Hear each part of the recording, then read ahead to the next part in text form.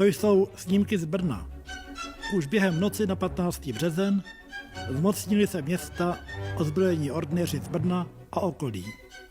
A tak příjezd německých jednotek podobal se spíše slavnostnímu defilé, při kterém vlály prapory a hrála hudba. Početná německá menšina dala o sobě náležitě vědět.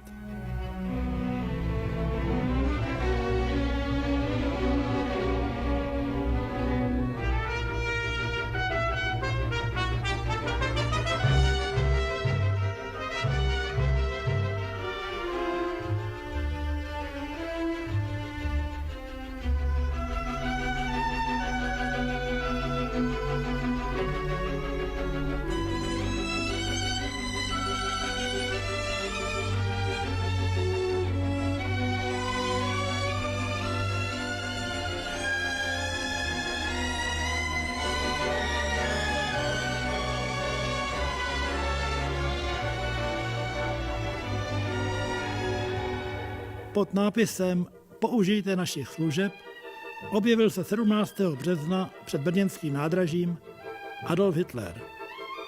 Přijel z Olomouce a v doprovodu župního náčelníka Birkla a vrchního rakouského nacisty Seyss-Inquarta projel městem.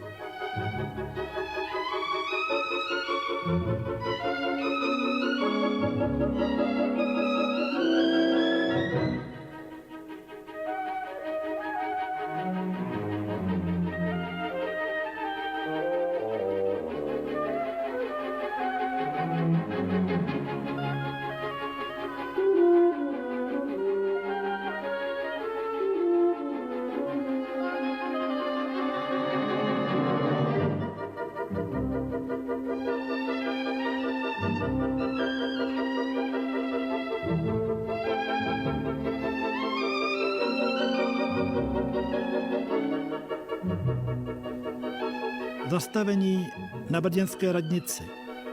Hitler se tady mimo jiné zapsal do Zlaté knihy města a pak se vrátil do nádraží a odjel do Vídně.